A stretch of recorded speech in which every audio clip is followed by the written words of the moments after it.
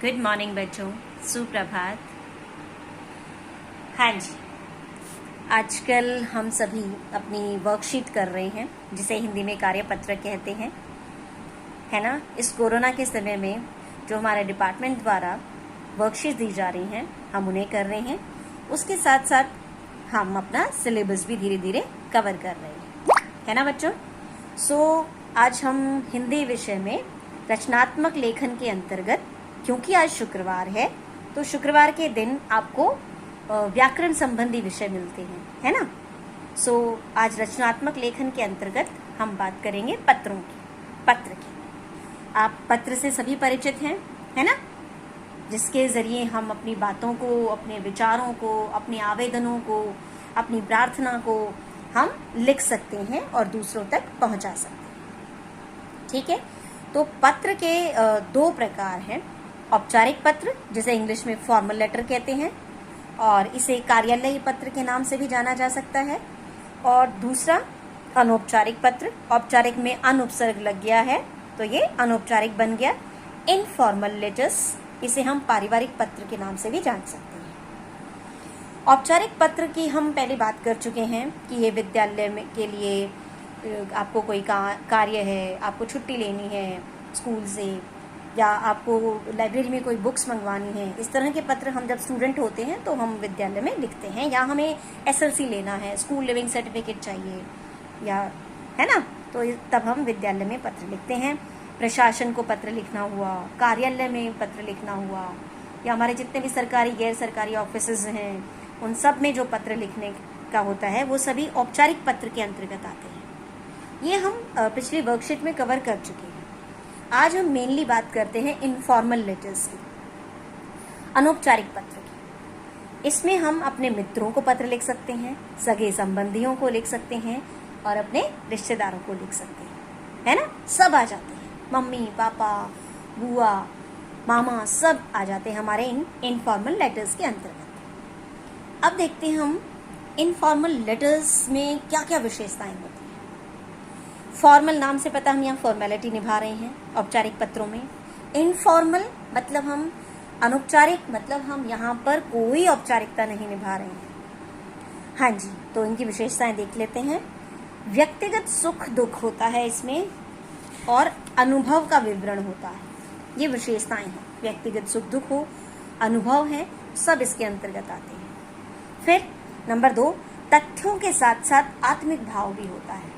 तथ्य तो होते ही हैं, फैक्ट होते हैं, उसके साथ साथ आत्मिक भाव जरूर होगा, क्योंकि हम अपने सगे संबंधियों को, मित्रों को, रिश्तेदारों को लिख रहे हैं पत्र, और हम उनसे जुड़े हुए होते हैं, है ना। फिर तीसरा, प्रेम भाव और विचार विमर्श करने के लिए भी हम कई बार पत्र लिखते हैं। कई बार हम किसी समस्या से घिर जाते हैं और हमें कोई बात समझ में नहीं आती है, तो हम कुछ विचार विमर्श भी हम करना चाहते हैं।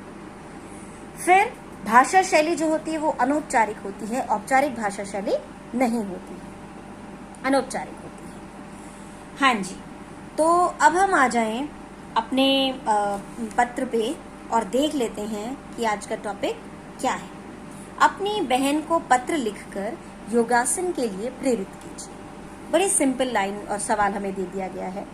कई बार बेटा सवाल ना थोड़ा सा चेंज कर देते हैं, मॉडिफाई कर देते हैं, और कई बार हमें एड्रेस दे देते हैं, नाम भी हमें कुछ और ही दे देते हैं कि आप सीमा हो और आप दिल्ली के पंजाबी बाग के इस एड्रेस पर, पते पर रहते हो, और आपको अपनी बहन को पत्र लिखकर योगासन के लिए प्रेरित करना है। तो ऐसे भी हो सकता है।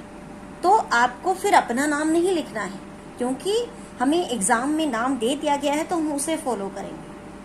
ठीक है, हम दो तरह से बात कर रहे हैं।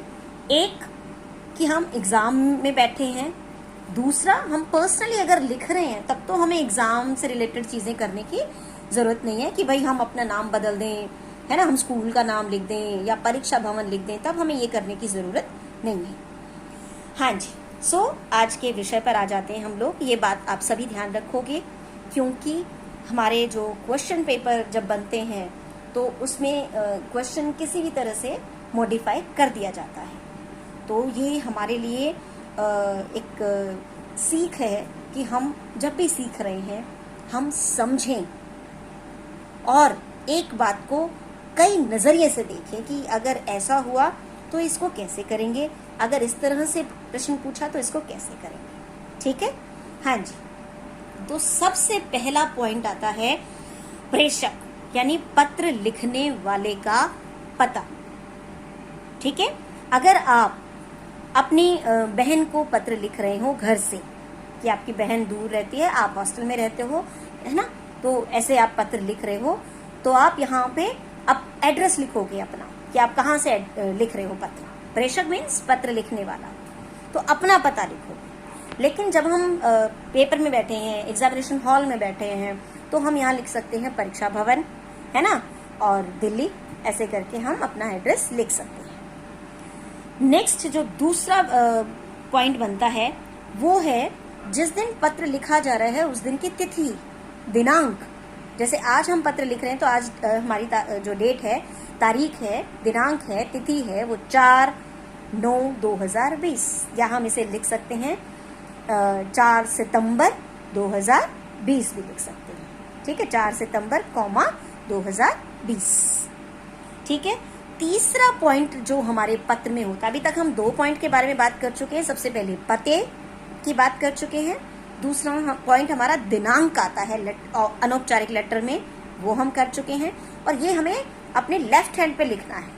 हमारा जो पेज हमारे हाथ में है, लेफ्ट हैंड साइड पे ये लिखेंगे, प्रेषक लिख सकते हैं, बिल्कुल प्रेषक, पत्र लिखने वाला, पता, फिर दिनांक, और फिर हम लिखेंगे संबोधन।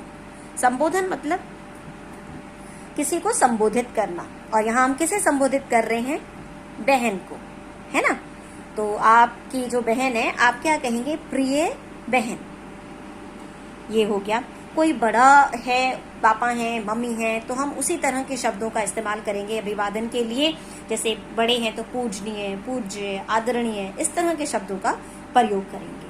और छोटे हैं तो उनके लिए प्रिय, प्रियवर, स्नेही, है ना, इस तरह के हमारे संबोधन शब्द आ जाएंगे। तो अपनी बहन को लिख रहे हैं तो बहन, प्रिय बहन। फिर हमारा जो नेक्स्ट पॉइंट बनता है वो अभिवादन का बनता है, कि अगर हमसे बड़े हैं तो हम सादर प्रणाम, चरण स्पर्श, नमस्ते, नमस्कार, इस तरह के शब्दों का इस्तेमाल कर सकते हैं अभिवादन के लिए। तो हमारी प्रिय बहन है तो हम इन तीनों में से कोई भी शब्द इस्तेमाल कर सकते हैं, नमस्ते, नमस्कार, मधुर प्यार, है ना। हाँ जी, तो हमारे इन चारों पॉइंट्स के बाद पहला पॉइंट था पता, दूसरा था दिनांक, तीसरा था संबोधन, और चौथा है अभिवादन। उसके बाद हम आ जाएं मुख्य विषय पे। मुख्य विषय जो हमारा होगा वो 3 भागों में बांटा जाता है। उसके एक तरह से हम 3 अनुच्छेद बना देते हैं, छोटे छोटे। पहला अनुच्छेद जो बनेगा उसमें हमें शुरुआत में अपने बारे में एक लाइन जरूर लिख देनी होगी, मैं यहाँ कुशल हूँ, आशा करती हूँ कि तुम वहाँ कुशल होगी। ये हमारा पहला अनुच्छेद हो गया हमारे अनौपचारिक लेटर में। ठीक है, ये तो हम बहन के लिए लिख रहे हैं, तो इसके लिए अदर एग्जाम्पल्स भी हम इसी तरह से ले सकते हैं। नेक्स्ट जो अनुच्छेद बनेगा हमारा विषय आ जाएगा, और विषय क्या है, योगासन के लिए प्रेरित करना, योगासन के लिए प्रेरित करना। सो हम इसके शुरुआत हम कैसे भी कर सकते हैं, जो हमें समझ में आता है। जैसे मैं अगर कहूँ तो आज मैं आपसे योगासन के बारे में बात करना चाहती हूँ, मेरे मित्र ने मुझे योगासन करने की सलाह दी थी और इसके लाभ भी बताए थे, मैंने उसकी सलाह पर योगासन आरंभ किया, है ना। डॉट डॉट करके मैंने छोड़ दिया है कि बाकी बात को आप विषय को आगे बढ़ा सकते हो, इसलिए मैंने डॉट डॉट करके यहाँ पर छोड़ दिया है। ठीक है, क्योंकि कोई भी हम चैप्टर कहें, लेटर कहें, निबंध कहें, कुछ भी अगर हम पढ़ रहे हैं तो हमें अपना समझा हुआ हमेशा याद रहता है, रटा हुआ नहीं, समझा हुआ। अपने दिमाग से विषय सोचकर लिखा हुआ होगा तो हम उसे कभी नहीं भूल सकते। तो आप इसको चेंज भी कर सकते हो अपने अनुसार। आप ये भी कह सकते हो कि मुझे आज मैं आपसे योगासन के बारे में बात करना चाहती हूँ, मेरे पड़ोस में यहाँ जो है, या आप टीचर का भी एग्जाम्पल देते हो कि मेरी अध्यापिका ने आज हमें योगासन करने की सलाह दी थी और उसके लाभ भी बताए थे। आप कोई भी एग्जाम्पल इस तरह से सेट कर सकते हो। ठीक है। तो यहाँ हमने योगासन के बारे में सारी बातें अपनी बहन को बता दी हैं और उनको मोटिवेट किया, उनको प्रेरित किया करने के लिए। ये सारा हम यहाँ पर लिख देंगे। तीसरा अनुच्छेद हमारा आता है कि हम जो है समाप्ति से पहले कुछ अपने परिवार वालों के बारे में, कुछ हम उनके बारे में कुशलता के लिए लिखें। तो आप ये कह सकते हैं कि आप वहाँ घर पर सभी का ध्यान रखना और मेरी तरफ से सभी बड़ों को प्रणाम और छोटों को प्यार देना। आपकी बहन, और यहाँ हम अपना नाम लिख सकते हैं। ठीक है बेटा, तो ये हमारा आज का विषय था। हमारी जो कार्यपत्रक है 27 नंबर 4 सितंबर 2020 की और रचनात्मक लेखन के अंतर्गत पत्र की। आशा करती हूँ आप सभी को बहुत अच्छे से समझ आ जाएगा और आप सभी इस विषय से संबंधित हो या अन्य विषयों से संबंधित हो, जो भी हमारे इनफॉर्मल लेटर्स होंगे, अनौपचारिक पत्र होंगे, उनको आप इजीली सॉल्व कर पाओगे। Thank you.